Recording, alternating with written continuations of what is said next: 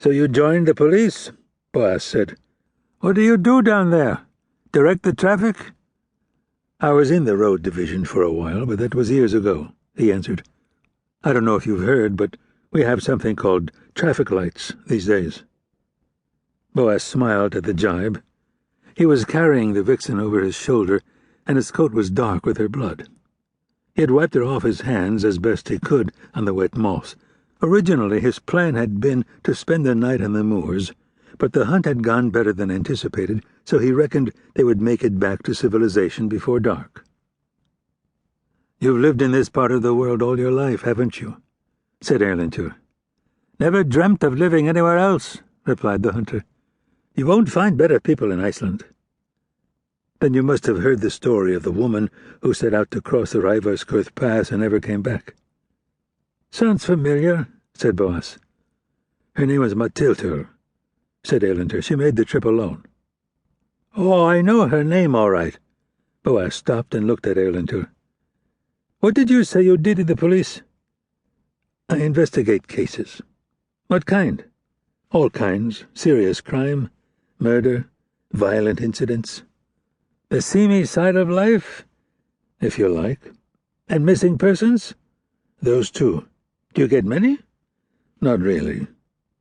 "Once my generation's gone, there'll be no one left to remember Matthildur's story," said Boas.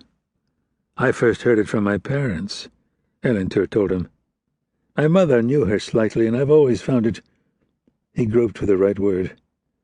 "Mysterious?" suggested Boas. "Interesting," said Erlendur. Boas put down his burden, straightened his back, and peered down through the gloom to the village nestling by the sea. They were nearly back at Utakletu.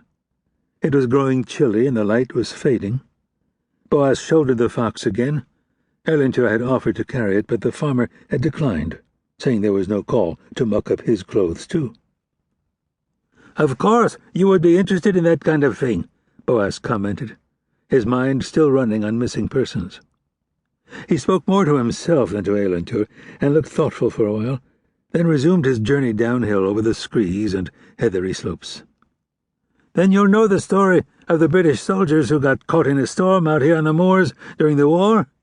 Members of the occupation force, stationed in Reyðarfjörður." Erlendur said he had heard about the incident as a boy, and later read up on the circumstances, but this did not prevent Boas from rehashing the story. His question had been rhetorical. He was not about to be denied the pleasure of telling a good tale. A group of about 60 young British servicemen had planned a hiking expedition from Reyðarfjörður to Eskifjörður via the Reyðarskurð Pass. But it got into serious difficulties on the way. The route over the pass had turned out to be too dangerous due to icy conditions. But instead of going back the way they came, they had headed further inland along the Tungutalir Valley, then down over Eskifjörður Moor. It was late January. The weather had deteriorated drastically during the day, and the skies had turned black, thwarting their original aim of reaching their destination while it was still light.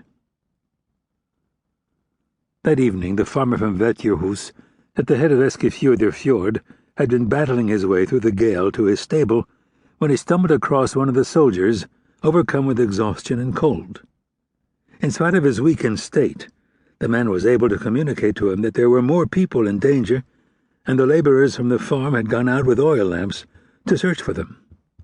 Almost immediately they found 2 other soldiers at the foot of the home field, and one by one their comrades had trickled down from the moor until 48 were safely accounted for. It transpired that torrential rain had swelled the rivers that flowed between their party and the village, blocking the route. Some of the men who had made it across while the water was low were now trapped on the other side, and their cries for help could be heard from the farm. 4 died of exposure, but a handful of their companions made it all the way down to the village, arriving in a desperate state. When morning brought a slight improvement in the conditions, the farmer went